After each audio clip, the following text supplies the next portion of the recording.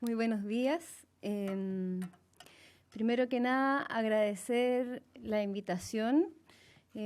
Lamentablemente estamos en un periodo de discusión parlamentaria, presupuestaria, de proyectos legislativos, prelegislativos muy álgido, por lo tanto la ministra no pudo estar, pero yo vengo con mucho gusto a estar aquí y poder contarles lo que estamos haciendo.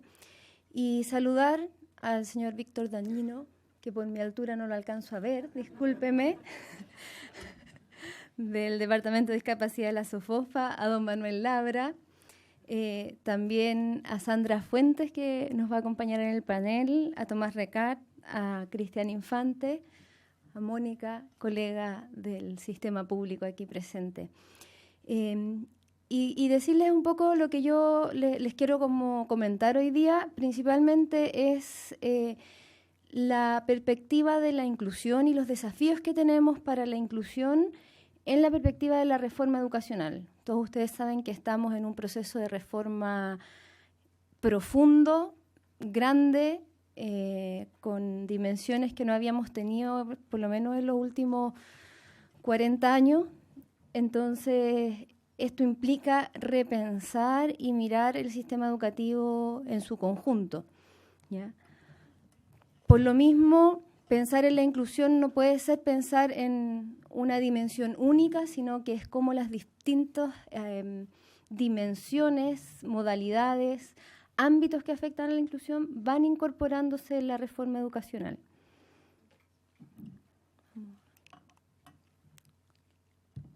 Vamos a probar la tecnología. Entonces, partir un poco, poniendo un poco de contexto, probablemente ustedes saben algo de esto, pero creo que siempre es importante poder como mencionarlo y recordar de por qué necesitamos esta reforma, ¿ya? Y esta reforma no es una reforma que surge de una definición de las altas cúpulas políticas, sino que es una reforma que surge de una constatación ciudadana de que teníamos o tenemos aún, porque es una reforma que está recién empezando, problemas estructurales graves en el sistema educativo. Y que esos problemas tienen que ver básicamente con la desigualdad, con la segregación y con los consecuentes bajos logros en calidad, ¿ya? Quiero recalcar esta idea de que nuestros bajos logros pueden tener distintos factores de explicación, pero hay un elemento en la segregación y la desigualdad del sistema también que explica muy fuertemente los bajos logros, porque en general todos los sistemas educativos, mientras más segregados son, más bajos logros tienen. Mientras más integrados son en términos agregados, mejores resultados tienen. Esas son estadísticas internacionales. Y eso se expresa en que básicamente nosotros no estamos siendo justos con nuestros niños. Entonces tenemos niños que alcanzan a mirar hacia el otro lado de la pandereta y otros que no, porque los apoyos que les estamos dando en el sistema educativo no son los mismos. Y más encima, los apoyos que les estamos dando tienen que ver con las capacidades y los recursos de origen de esos estudiantes, las capacidades económicas de las familias y sus condiciones socioculturales. Y además otras condiciones como es el caso de la discapacidad también, porque no le estamos dando las mismas oportunidades a los estudiantes que tienen y los que no tienen discapacidad. Entonces, finalmente, lo que los niños pueden alcanzar tiene mucho que ver con su origen socioeconómico, o sea, su origen familiar, cuáles son sus antecedentes familiares, y con ciertas condiciones que no necesariamente determinan su capacidad y su posibilidad de desarrollo, sino que con algunas condiciones específicas, que en el caso de lo que ustedes están trabajando tiene que ver con la capacidad visual, pero que eso es capacidad visual, no es otra discapacidad o limitación, ¿verdad? Esto se expresa en que Chile tiene uno de los sistemas más segregados a nivel internacional. Estos son los resultados de PISA del 2009. Los resultados de los últimos años refuerzan esta idea en que Chile está en el segundo lugar, de atrás para adelante, de los países con mayor segregación a nivel internacional. Y un dato adicional a esto es que en Chile la segregación escolar no solo responde a la segregación territorial, que también es un problema importante en Chile. Si uno mira territorialmente y compara, se han aplicado indicadores de segregación que normalmente se usan, segregación socioeconómica de acuerdo a espacios territoriales. Si uno aplica eso a las escuelas son más segregadas que sus territorios. O sea, esto quiere decir que si vamos a un sector de altos niveles de pobreza, por ejemplo, en La Legua hay colegios que son para los más pobres y para los menos pobres de La Legua. O sea, dentro de La Legua, estoy poniendo un caso extremo, los colegios no responden a la condición de el espectro de mixtura social que puede haber en La Legua. O puede ser pobreza o pueden ser otros elementos, no necesariamente la pobreza económica, pero en el fondo los colegios que hay en ciertos sectores que identifican a los estudiantes con mejores posibilidades, que no significa mejores capacidades propias, pero sí condiciones por su situación familiar, porque son estudiantes que pueden tener un poco más de apoyo y los agrupan, dejando a los estudiantes que tienen mayores dificultades también agrupados en lo que se llamó cuando empezó la movilización en el 2011 de una educación de guetos, ¿verdad? Y eso efectivamente repercute en la calidad, porque podemos avanzar con un grupo pequeño que son estos seleccionados, ¿verdad? Pero vamos dejando a la mayoría rezagada en guetos educativos donde no logramos dar saltos de calidad. El efecto par es una cosa que ha sido bastante estudiada y si bien hay ciertas diferencias o discrepancias respecto a cómo funciona, lo que sabemos es que espacios integrados ayudan a que la mayoría tenga mejores resultados, independiente que pueden haber casos en que las personas con capacidades como destacadas no sigan aumentando, pero ellos aportan a que el conjunto aumente y por lo tanto en esos casos lo que uno tiene que hacer es también generar los apoyos específicos para que también los que tienen ciertas capacidades específicas o habilidades particulares puedan desarrollarla en su máximo potencial. Y una de las consecuencias que tenemos de esto es la baja de matrícula de la educación pública en los últimos años. Aquí se puede ver que el año 2007 se cruza la educación, la línea azul es la matrícula de educación pública, municipal para nosotros. La línea roja es la matrícula de educación particular subvencionada. El gráfico empieza el año 81, termina el 2013. Entonces uno puede ver cómo las regulaciones que tiene nuestro sistema, que fueron creadas en la década de los 80, ha ido construyendo esta posibilidad de segregación y esta segregación, entre otras cosas, se expresa en que los colegios particulares subvencionados van acumulando la población que es más seleccionable, entre comillas, podríamos decir, más deseable de educar porque tiene mejores condiciones, más facilidades, condiciones socioculturales en su familia, que se asimilan más a lo que el sistema escolar desea, no necesariamente que son mejores en términos de valor absoluto, y hemos ido acumulando en la población, en la matrícula municipal a los estudiantes de familia con mayores dificultades económicas, con mayores problemas sociales y por lo tanto hemos ido reduciendo esa población. ¿Qué es lo que estamos haciendo para avanzar en esto? Primero, 4 pilares fundamentales, todos ellos creo yo que tienen mucho que ver con la inclusión en términos generales.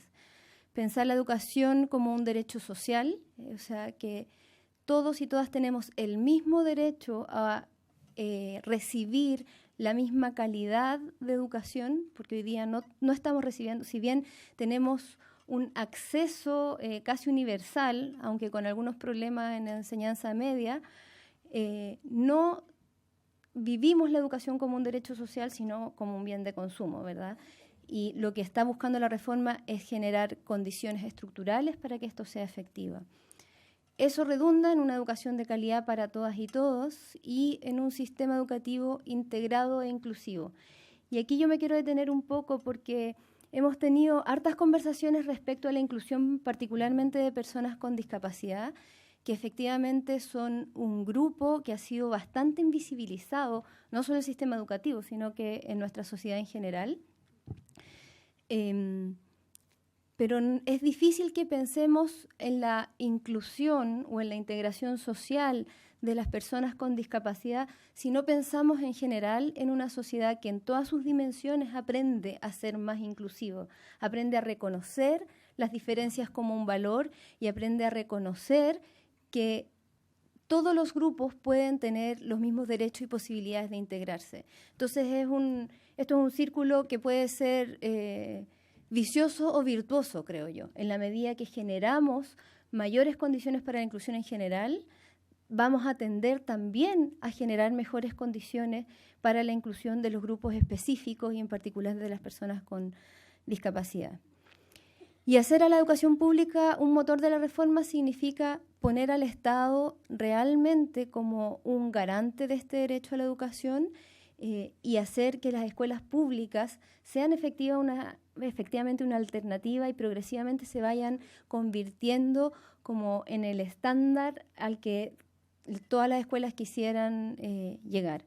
Obviamente, esto es un proceso que no se cumple en un periodo presidencial, no se va a cumplir probablemente en 2 y probablemente vamos a necesitar 3 o 4, digamos, porque estos son procesos de transformación del sistema como en su conjunto y de la cultura de las escuelas y de las prácticas de las escuelas en particular. Entonces, tenemos que pensar que las transformaciones que se hacen a nivel más estructural, en las leyes, en las políticas, van generando efectos que muchas veces son paulatinos y graduales.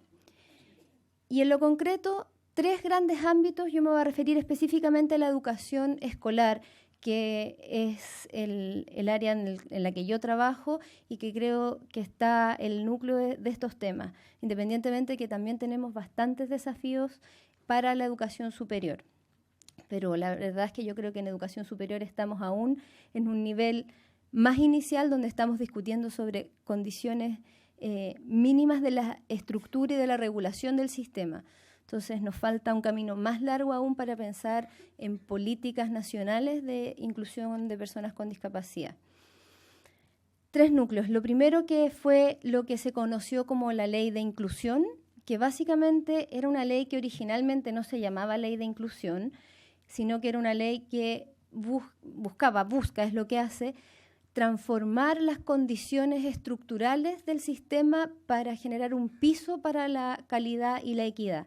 ¿Ya? Eso es terminar con el lucro, que es una de las condiciones básicas de la regulación del sistema educativo como un mercado, que es lo que se ha denominado en Chile, y pasar hacia un sistema que es un sistema garante de derechos, la gratuidad y la no discriminación o fin de la selección, que claramente son los elementos que ponen condiciones para una mayor inclusión. Por eso pasó a llamarse ley de inclusión, ¿verdad? Eliminan ciertas barreras de acceso que nos permiten avanzar hacia la inclusión. No obstante, nosotros estamos conscientes de que pensar en una política de inclusión requiere mucho más que esto. Esta ley tiene un ámbito de intervención que es específico y particular. Por otro lado, la necesidad de mejorar la gestión y transformar estructuralmente la gestión institucional de la educación pública. Y para eso hay un proyecto de ley que ya pronto va a ser presentado sobre un nuevo sistema de administración y ciertas características mínimas que tiene que garantizar la educación pública. Y en el centro, naturalmente, los docentes, la necesidad de reconocer, restituir también los derechos profesionales y laborales de los docentes y de los profesionales que trabajan en el sistema escolar, que finalmente son, como uno diría en cotidiano, los que hacen la pega, ¿verdad? Los que están ahí trabajando directamente con los y las estudiantes. ¿Cuáles son los desafíos de inclusión entonces en esta reforma? Para ir como achicando un poco el foco.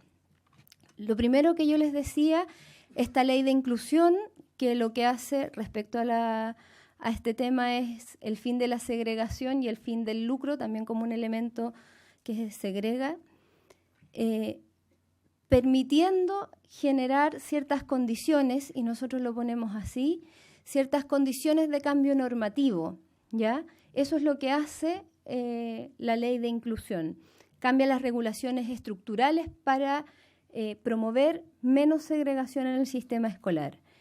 Pero de ahí tenemos que avanzar en una perspectiva de desarrollar una educación inclusiva que requiere otro tipo de transformaciones, un cambio cultural que implique una construcción colectiva de un nuevo propósito. Esto tiene que ver con perspectivas no solo políticas y estructurales, sino que perspectivas valóricas, éticas, de convivencia social. Y en ese sentido, la ley define inclusión considerando dos grandes elementos. Uno es eliminar toda forma de discriminación y barreras que impidan el aprendizaje y la participación de los y las estudiantes, que es como se ha entendido en general desde el movimiento de la educación inclusiva, que surge del nicho de la educación especial y que evidencia que la dificultad de inclusión no está en las personas que portan alguna discapacidad, sino que más bien las barreras se generan en el sistema, en las condiciones que tiene el sistema para que esas personas puedan integrarse e incluirse plenamente, ya sea por barreras físicas de acceso más prácticas, pero principalmente por las barreras más culturales y sociales que nosotros generamos en esos entornos. Y por otro lado, la ley también define la noción de inclusión como la posibilidad de que los establecimientos educacionales, podríamos decir comunidades educativas, sean un lugar de encuentro entre los y las estudiantes de distintas condiciones, ¿verdad? No es solo pensar en una lógica de cómo la institución va eliminando esas barreras, sino que también para pensar en que se eliminan esas formas de discriminación, los y las estudiantes tienen que desde pequeño aprender a convivir, a encontrarse, a dialogar, a reconocerse con otros distintos pero de igual valor. Y ya no en una lógica compensatoria, asistencial, sino que en una lógica de reconocimiento mutuo, cada cual con sus particularidades, pero con sus potencialidades y valor como persona. Para ello también el fortalecimiento de la educación pública está desafiado a pensar en condiciones para la calidad y la inclusión. Y aquí hay al menos dos elementos, el primero y el tercero, que uno puede decir explícitamente tienen que ver con inclusión. Uno es generar un ambiente escolar inclusivo, que sea seguro, que tenga condiciones de accesibilidad, que tenga apoyos para una sana y formativa convivencia, ¿verdad? Y el último, más digo explícito, porque es como lo que habitualmente se asocia a inclusión, después voy a referirme al del medio, a las oportunidades para la trayectoria escolar, porque finalmente ¿en qué se juega la inclusión educativa? En que cada estudiante desde sus particularidades pueda desarrollar una trayectoria teniendo las condiciones y los apoyos que requiere, si así es, en los distintos momentos. Desde que ingresa al sistema educativo en la educación parvularia hasta que toma ciertas decisiones de continuidad de estudio en la educación superior o terciaria. Y en ese sentido tenemos que pensar en cómo el sistema escolar y el sistema educativo en su conjunto, pensando en la educación superior, van construyendo esas condiciones y se hace responsable de esa trayectoria. Respecto a las personas con discapacidad, esto es muy importante porque hay puntos de quiebre que es necesario ir superando y también ir generando, como bien decía al principio, quizás estas posibilidades de transición. A lo mejor una persona ciega necesita un apoyo específico, un ambiente mucho más protegido en sus primeros años escolares, pero luego tiene que el sistema escolar ayudarlo a prepararse también para la inclusión social. Y eso se logra mejor en ambientes escolares inclusivos, ¿ya? Y el tercer punto, que a veces se explicita menos su relación con la inclusión, finalmente no es así. Es el núcleo de la inclusión educativa, porque la inclusión desde la perspectiva que hoy día estamos desarrollando no es espacios solo de mejor convivencia o solo de mejor apoyo, sino que es que efectivamente todos y todas las estudiantes puedan desarrollar el máximo de sus potencialidades en el sistema escolar. Entonces, lo dejé para el final y hice este guiño, porque muchas veces pensamos que la inclusión no tiene que ver con las prácticas pedagógicas del aula. Y bien lo decía al principio, justamente tiene que ver con tener condiciones, que los docentes desarrollen condiciones, que existan los recursos de apoyo para que esa enseñanza efectiva no sea para el promedio, sino que sea para todos y cada uno, ¿verdad? Esto es un desafío titánico porque no es como el sistema escolar se ha estructurado históricamente, no solo en nuestro país, sino que la lógica del sistema escolar es una lógica normalmente normalizadora, homogeneizadora, que ha funcionado para un promedio que es las clases ilustradas. O sea, si uno va a la historia de la educación, así se ha constituido el sistema escolar. Entonces, la transformación de un sistema escolar inclusivo remueve los cimientos de la noción de sistema educativo que nosotros tenemos. Esto implica claramente la ampliación y la articulación de los enfoques. Y uno de los puntos centrales es esta idea de poder implementar o promover un enfoque general que transforma a la escuela, que transforma a la cultura escolar, con la generación de los apoyos específicos para sujetos y contextos específicos. En el ámbito de los estudios de la diferencia y de la diversidad existe una discusión larga sobre algo que se llama el dilema de la diferencia, ¿verdad? Y que lo que resalta es la tensión que existe entre visibilizar las diferencias para poder apoyarlas con las consecuentes peligros de la estigmatización, la categorización y finalmente una discriminación por esta sobrevisibilización, versus esta idea de mejor no visibilizar las diferencias, es decir, somos todos iguales, todos tenemos el mismo valor, a riesgo de perder la especificidad que requieren ciertas condiciones de personas o colectivos que viven en discriminación para ser visibilizados. ¿Me explico? En el fondo, tenemos que jugar en esos dos lados, porque hoy día cuando visibilizamos diferencias tendemos a categorizar y a pensar, este niño es un niño que tiene síndrome de déficit atencional y todo el niño termina definido porque tiene síndrome de déficit atencional y no miramos si tiene habilidades específicas para algún área curricular o algún área del conocimiento, no miramos cuáles son sus competencias emocionales, no necesariamente miramos cuál es su historia cultural, su origen, no, todo se transforma en un diagnóstico, ¿verdad? O por otro lado decimos, bueno, no diagnostiquemos, entonces no miramos nada. Tampoco es la solución, porque ustedes que trabajan con personas con discapacidad visual sabrán que si las personas con discapacidad visual no tienen los apoyos específicos que requieren, tampoco van a poder ser incluidas. Entonces es ese juego, ¿verdad? ¿Qué es lo que estamos haciendo más específicamente? ¿Ya? La reforma, yo les decía, tiene como foco transformaciones estructurales amplias y dentro de ella se ha decidido también trabajar en una nueva política de educación especial inclusiva. Le hemos puesto ese nombre y apellido. Efectivamente existe una tensión muchas veces como que la educación especial fuera la alternativa 1 y la alternativa contrapuesta fuera la educación inclusiva. Hoy día nuestro sistema escolar define que la educación especial es una modalidad del sistema escolar y que se puede implementar tanto en establecimientos de educación especial, las escuelas especiales, como en establecimientos de educación regular que implementen proyectos de integración, ¿verdad? Ese es el marco que ya tenemos.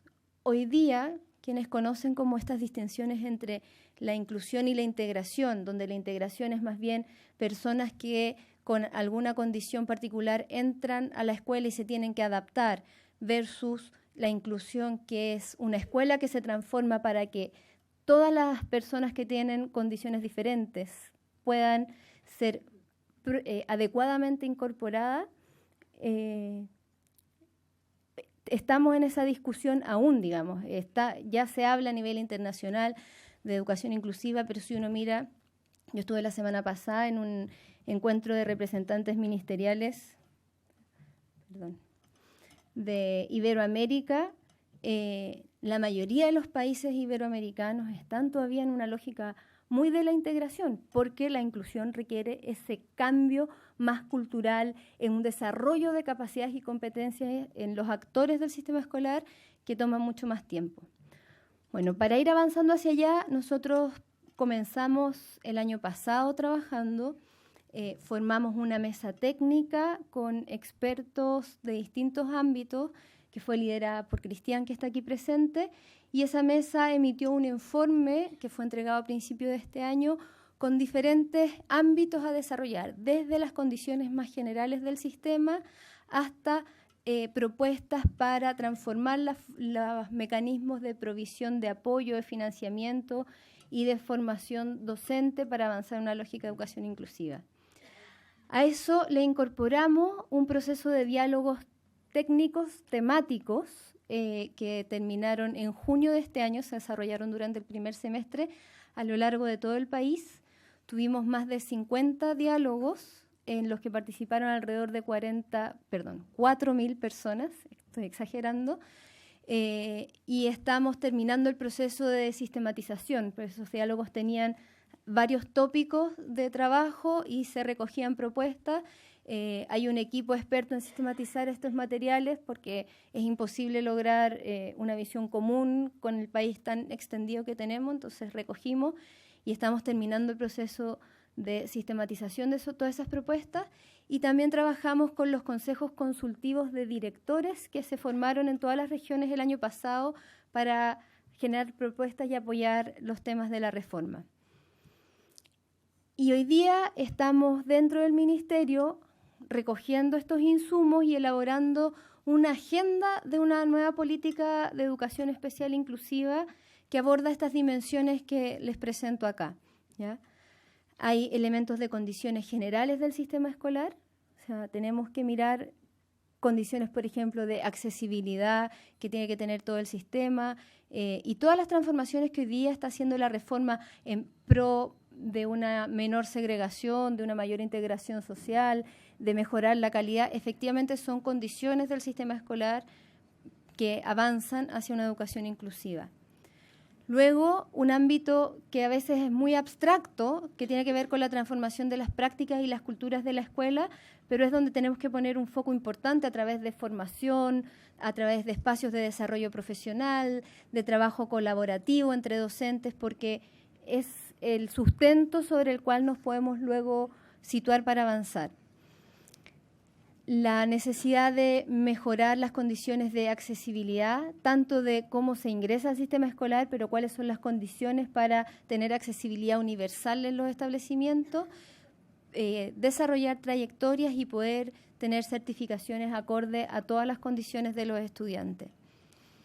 Mecanismos de implementación curricular que permitan la flexibilización del currículum.